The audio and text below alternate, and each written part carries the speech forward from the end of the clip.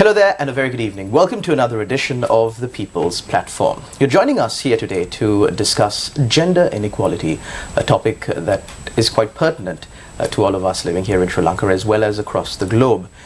Given, of course, the magnitude of this issue, today we are joined by a panel from not here just Sri Lanka but from across the globe. First, on my immediate left, we've got Venerable Janaka. He is from Myanmar. Thank you very much, Venerable Janaka, for joining us on this program today. We've also got with us Professor Sunitha Sharma. She is an associate professor and has a PhD in women's issues. Of course, much welcome views on women's issues would come from you, Professor. Thank you very much. Also joining us is Venerable Dao Thi Lan. She is from Vietnam. Thank you very much, Venerable Dao Thi Lan, for joining us on our program. So, jumping right into the issue at hand, gender inequality. This has been a discussion that has been going on for maybe even a few centuries, because as far as the early 19th century and even the late 18th century, there were discussions on gender inequality because primarily women were treated differently in society. Some of the basic fundamental rights that we so cherish today and enjoy today, and we take for granted today, of course, in certain instances, were not available to people at that time, to women at that time. It was only restricted to certain classes. So, Professor, first, just to give a precursor to our discussion, could you tell us how the discussion surrounding gender inequality has evolved throughout the centuries? Gender equality and its existence can be traced to its antiquities. The issue has always been raised by women, particularly from the advent of the modern century, when on the one hand we hear about Rousseau and his theory of liberation. We have hardly heard about Mary Wollstonecraft, who stood for the vindication of the rights of women, particularly in the field of education, in order to provide them political and economic independence. The system continued, the thought continued with other thinkers of the time, feminist thinkers of the time, who gave their own perspective, their assertion on providing women the status of equality, which has been found missing, whether it is in the writings of Simone de Beauvoir or her other contemporaries, and later to it we find in the writings of Michael Foucault and Sigmund Freud how women should not be deprived of the equal status that is a rightful gain for women, and it should be a given and not something that one still needs to ask for. Professor, so throughout the years, do you think that, women have been asking for equality, gender inequality, for quite some time. Do you think there is still more to be won? Much more has been gained, much has been gained, and much more needs to be done in this direction. It is true that women have gained in the educational field. Their health has been a matter of concern with the government and the society. Employability remains an issue till date, as the title of breadwinner is still not given to women, and I would say that major political, economic, social rights like land property rights are being driven by some political forces, social forces which at times promote women to come forward and have property registered in their name. But more than that, what needs to be done, even after reaching a certain kind of a milestone, is that to form an understanding of the finer nuances and subtleties of the patriarchal structure, which still believes in subordination and subversion, but it is in a very hidden form. So we need to understand the gestures, the policies that are directed towards this direction, where still men are made to enjoy a superior position and women are still relegated to a secondary position, I would say. So this whole distinction of primacy and domination, or rather dominant and dominated, still remains. We need to recognize this distinction in our everyday lives and move ahead, and this will be the new emerging phase of the women's struggles for justice for women, even termed as justice struggles for women. So we need to understand now the finer nuances that are attached to making the position of a woman quite subservient. And this is what now we are looking forward to, and equal opportunities and access to resources, opportunities towards having equal education, not that the boys are given preference for technical education and women have to be satisfied with simple graduation.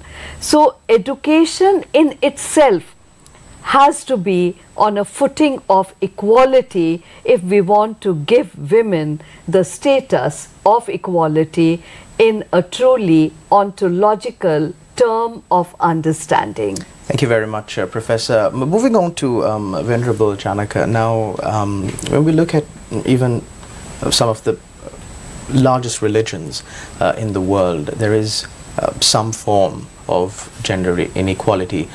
This could stem from the fact that these religions originated thousands and thousands of years ago, and the discussions regarding gender inequality that we're having now are quite substantially different from the situation and the discussions that were going on probably back then. So in addressing gender inequality amongst religious gatherings, religious institutions, how do you see that discussion going? Is there a discussion there, or is it still too much of a taboo topic to talk about? Yes, because I'm come from the Buddhist background, so even the Buddhist religious background also we have challenges the equality among between man and woman. For example, like I must focus on my country issue, right? So rather than focus on the other countries' issue, right? So the issues that are mostly prevalent in Myanmar. Sure. So like in our country also there's discrimination against the women also very prevalent. And also, for example, like women are not allowed to some religious area because a woman are considered inferior, and also man is considered superior than a woman, like that. And also the one very hidden issues is a hot issue is like the bhikkhuni ordination. For example, like for us, we are very easy to be ordained, but for like a woman to stay, we haven't have a legal actions or laws to the women to become a nun, bhikkhunis. So there's also the discrimination is still ongoing there. Let's also speak to on the same subject with Venerable Dao Thilan from Vietnam. What has your experience been like in all of this, being a woman in as clergy, female clergy? Yeah, thank you so much for your question, sir. So actually, what I'm going to talk here is not focus on the religion, especially Buddhism. And I believe that like Venerable Janaka, so he discussed. But what I want to discuss here is about the women inequality that you can see, of course, what I want to say is about my country, and also is that prevalent issue in the world, right? So as you mentioned from beginning, right? So it's common notion of a woman being as secondary earners and white men being as breadwinners, right? So for this kinds of problem also is the one of the main problem in my country when we talks about the gender equality. So this is referred to inequality. And also you can see like in my country currently, even in the modern time, but still in ethnic area, rural area, highland, they still keep the belief and tradition like they can get a marriage at the age of 14. So when you say it means when you talk about early marriage, you may think it's not related, but because of early marriage, so the role of women, so it's lesser than men, and for their role we can see that role disparity, right? Like women, they just play the role as a household chores. That's another point we want to discuss. And of course many issues in my country when we talk about gender inequality, even we can see about the gap in the workplace, right? The payment. However, in my country now we just adopted national strategy on gender equality. It means for the 2021 to 2030 periods. Of course, if we relate a little bit to Buddhist community, especially as I'm Bhikkhuni here and Buddhist nun here, because I'm following Mahayana tradition, of course, for higher ordination, we don't have a big gap when we compare to higher ordination like Venerable Janaka mentioned. Because even when I say I'm Bhikkhuni, it means I could ordain as a Bhikkhuni. Why Myanmar, so Buddhist nuns, so they are not allowed to ordain as a high ordination, we call Bhikkhuni. So it doesn't mean that as a big discrimination in Buddhism. Because the Buddha's teaching, and at the Buddha time you can see we have Bhikkhuni, we have Bhikkhuni established as a Buddhist Sangha. So therefore, when we talk about this, I think it may be influenced by belief, tradition, custom from different countries. And we still understand that because of patriarchal society, we are influenced that. So that's a thing. And of course, I hope that we can approach different methods how to solve this issue. It means gender inequality. But like our professor also mentioned about education. It's really important. And of course here I also want to talk, of course, education is really important. But not from the school, not from the community, but should from our parents.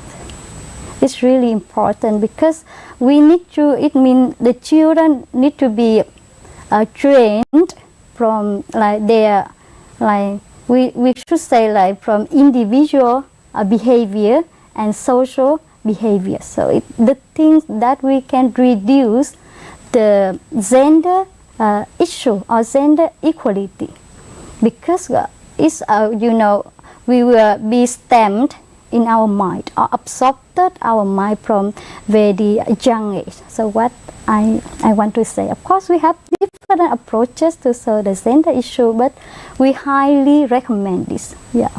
Thank you very much, Venerable Dao Thilan, for joining us from Vietnam. Also, Professor Sunita Sharma, a PhD in women's issues. Thank you very much, Professor, for joining us. Venerable Janaka, thank you for joining us to discuss this topic of gender inequality.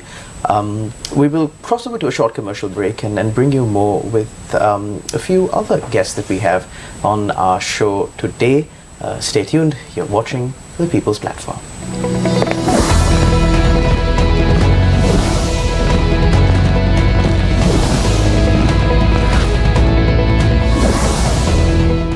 Generally, Sri Lankan people think one solution, one fix for all the problems under the sun. What really is the role of a governor now? Provincial council issues as well as local government issues. What do you say about the strategy of encouraging private-public partnership? Privatization is good, but within a certain profitable framework to the society. There's a difference where the politician goes to the people, gets their problems, sorts them out. At rugby, there's a defense line. Just because you can run fast, you don't run fast because that means that you are diluting Right into the defense line. You are diluting the strength of the defense line.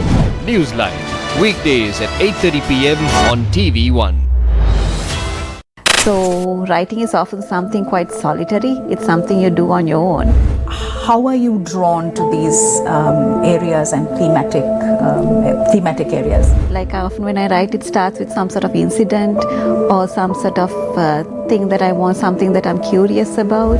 Do you think that Sri Lankan writing in English has come of age or is coming of age? Sri Lankan writing maybe is finally getting the attention that it's always deserved.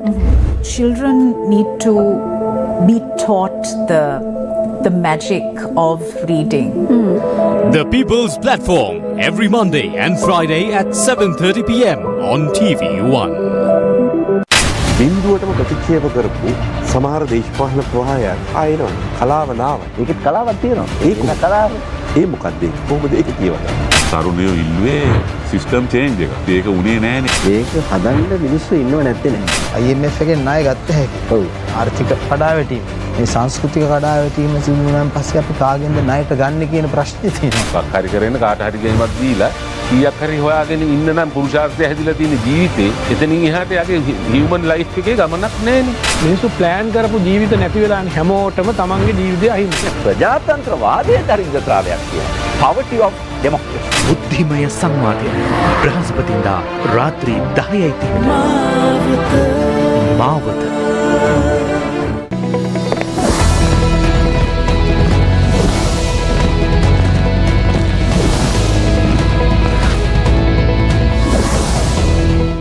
Welcome, you're watching The People's Platform. This is our discussion on gender inequality, and joining us here for the second half on my immediate left is Mr. Vijay Sharma. He is an Indian public servant. Thank you very much, Mr. Sharma, for joining us on our program. Also with us is Dr. Nithi Pandey. She is the principal of a law college in India. Thank you very much, Doctor, for joining us on our program. So let's start off with Dr. Pandey. Doctor, we initially discussed about gender inequality and, of course, from a bird's eye view, what should be done. Looking at the situation, of course, since you're coming from India, looking at the situation on the ground, Sri Lanka and India are very close neighbors. There are a lot of similarities. So as far as establishing gender equity or gender equality is concerned, what do you think can be practically done to achieve this feat? Because everybody says we need to do it, we need to do it, we should do it, but nobody speaks too much about how can we get it done. Although we have lots of constitutional and legal provision in India to maintain gender equality, but I think all the laws were theoretically implemented, but if we are talking about practically, they were never ever implemented practically in strict manner. So when we talk about the right of education, although Constitution has given that right, but most of the women are not aware about their rights and their laws which were made to protect them. Also, there is a set narrative of the society that women are of second kind of person. So we need to do aware people through education so that they can become aware. And if we also talk about the health issues, so if we are talking about family member, and if there is a female family member, she is not even able to take care of herself. She took her at last place, whether she is hungry or whether she is ill, but she didn't come forward and say that yes, I am hungry and I have to eat food first. So that kind of practice shows inequality in behavior. And you're saying that there should be a change from the very smallest unit of society, which is family, and that change also needs to come from women themselves. Definitely. Women need to educate themselves, women need to aware themselves, women need to raise their voice against every kind of adjustment they need to do just because they are female. So they need to raise their voice that we are also equal and we have equal rights on each and every platform. Thank you very much, Dr. Pandey, for those insights. We now move our attention to Mr. Vijay Sharma, who's a public servant in India. Mr. Sharma, you've been in the public service for quite a long time. You're retired now. How have things changed for women entering the public service in India? Because how a public service is run tells a lot about the situation in that country. So what do you think? I would greatly agree with what Dr. Pandey had said, that the situation is very bad, was very bad, I would say, but it is fast changing. Like in my almost 40 years of career in public service, when we joined, there used to be so few women joining the service. Today it is it's greatly different. A lot of women are coming in public service. Of course, as she says, not at par with the women, still not, it's 50-50%, but the gap is being bridged very fast. And I would say that especially, I come from Bihar, which is made of mainly rural area. And in the urban areas, what I said, to a great extent, this gap has been bridged. And in rural areas, still, since because of several affirmative actions, scenario is changing, and it's changing very fast.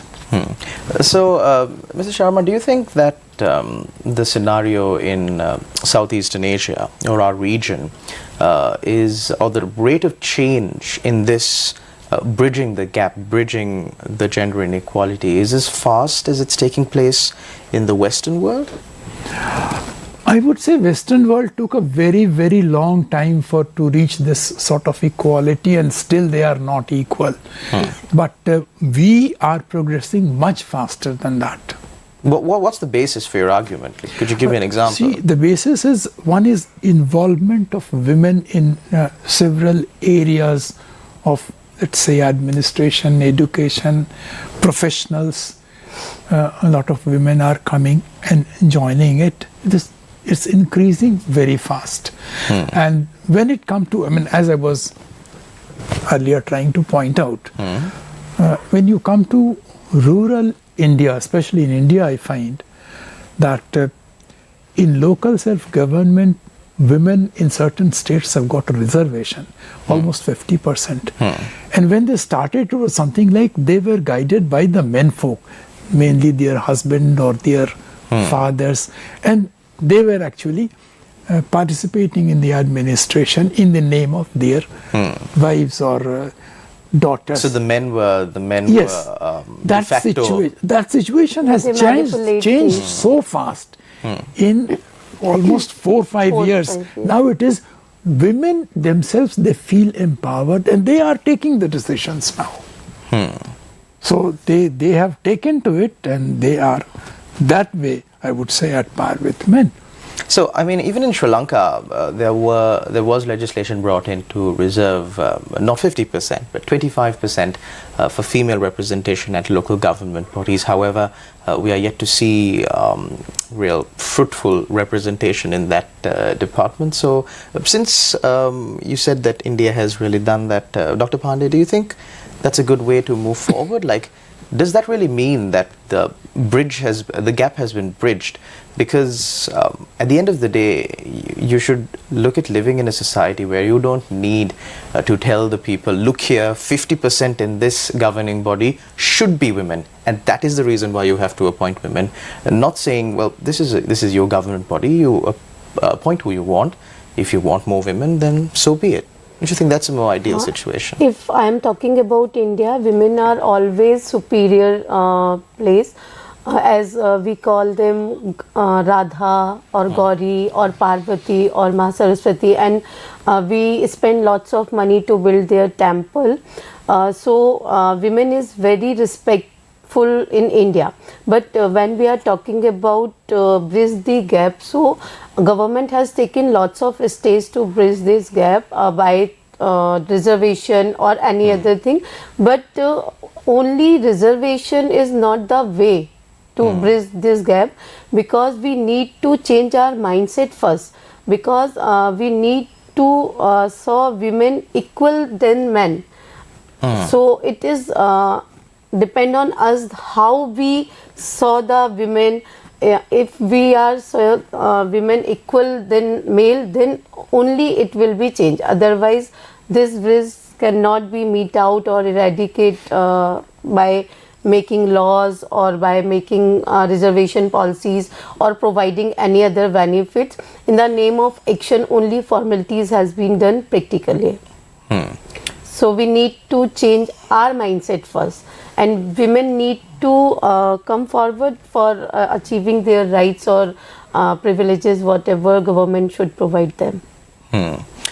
So, Mrs. Sharma, there are also some people who think, of course, that there is actually not much of a gender inequality to be bridged. It's not an issue that should gain so much of discussion, and that we are living in a world where both genders are equal. And now what women are demanding is to be preferred even more, or given an undue advantage over men. That is what they're fighting for now. Do you see any basis in this? I do not think that, as you said, if some people feel that there should not be any push for women coming forward more and more, and there is not that gap, it's, I think, it's misleading. No, it's not true. Women do need some sort of affirmative action to bring them up, to bring them forward. Once they are there, then there is no stopping them. Like it is happening in most of the educational institutions in India, women are coming up, they are doing well. Now that way you cannot say that they are in any way inferior to any men, which used to be thought earlier. That thinking has changed now. Of course, still the gap is there, and therefore still there is need for affirmative action. I strongly feel that there is still need for affirmative action. Now, Dr. Pade, we look at affirmative action laws in the United States. The Supreme Court has ruled out some of these, saying that universities can't really allocate based on race or gender. There has to be equality across the board. So we've seen a lot of situations where, in at least the recent history, where Southeast Asian countries or South Asian countries usually follow the lead of what really happens in Western countries. Usually it happens there first, and then it happens here. So do you think that there will be a switch like that happening in our side of the world as well? Most of the cases goes undetected or unreported due to lack awareness. So I don't think so. Nowadays women raise their voice in proper manner, so they can also reach justice and equality. And sir is also very good example. He came here just because her wife, so that she can present paper at international conference. So nowadays things are going change. So that change will continue to take place. Definitely, one day it will take equality. Definitely, one day it will take that level. Thank you very much, Dr. Pandey, and also Mr. Vijay Sharma for joining us on this edition of the People's Platform. That's all we've got for today. Of course, we'll see you again, same time, same place, on a different day, of course. Until then, take care and God bless.